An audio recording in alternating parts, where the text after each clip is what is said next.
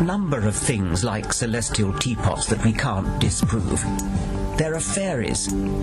There are unicorns. Hobgoblins. We can't disprove any of those, but we don't believe in them any more than nowadays we believe in Thor, Amun-Ra, or Aphrodite. We are all atheists about most of the gods that societies have ever believed in. Some of us just go one god further. It's a loss. It's a regret of having invested so much in something that is empty. And so there are these moments, I just had one, where you just go, whew. So at any rate, a past life clear would be somebody, because a clear even though LRH says absolutes are unobtainable, that's a state that he called a homo novus. You're not even a human being. You're not even a homo sapiens anymore. Homo sap, as he calls it. You're a homo novus, which would be new man in Latin. And so it's a new state on the evolutionary track. So I'm more evolved than regular mortal humans. I was declared to have been somebody who had gone clear in a past life, which would have been my last life. Even though supposedly the tech wasn't there for somebody to go clear. Well, you can go clear. Well, no, Dianetics was written in 1950. And he was talking about the state of clear in Dianetics.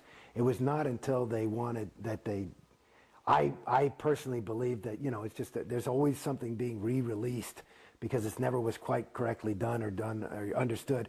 And all the people who went clear last lifetime, even though they may have been on OT8s, were pulled back in because in New Era Dianetics, which was a later way of going clear, there was a different criteria.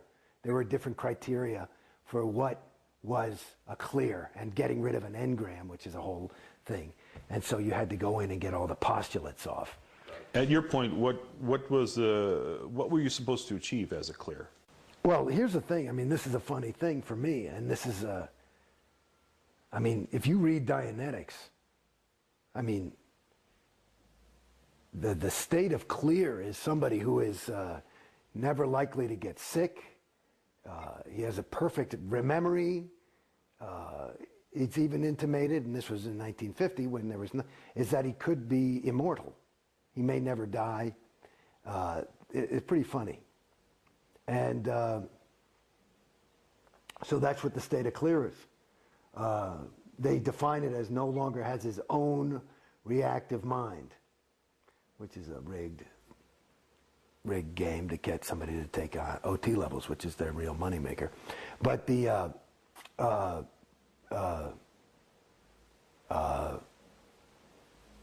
what? Oh, so I don't know. So clear. So, but like I said, there's a guy on the internet apparently who's saying, I'll give you $1 million if you can demonstrate OT. I'll give $1 million to anybody who can demonstrate clear. There's no fucking clear. There's no clear. There's no clear. I mean, just looking in Dianetics, there's no clear. Clear is basically, I mean, what are you kidding me? Clear. So I was like, if I get this, that's what I was going for. It's too good to be true. And that's basically it. And that goes back to that feeling of loss, is because, you know what it is? I'm sorry to say.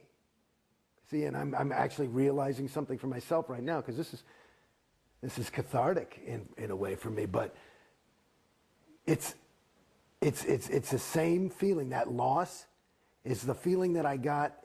Like, I'm no stupid guy. I grew up in New York City, and I mean, I never got mugged.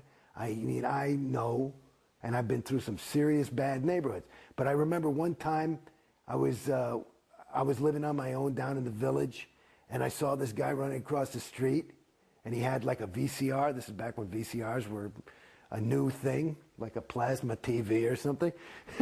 And he's like, you know, he'd obviously stolen the thing, and he's like, you know, hey, you can have this for $50, right?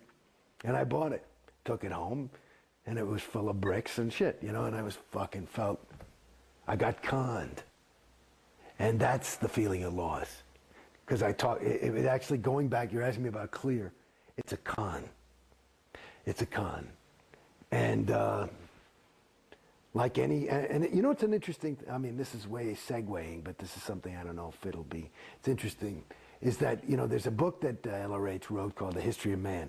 And he talks about a lot of these traps that can catch a thetan, which is something that has no matter any space, time, or location, but it can catch a thetan. But he's got interest and curiosity, right?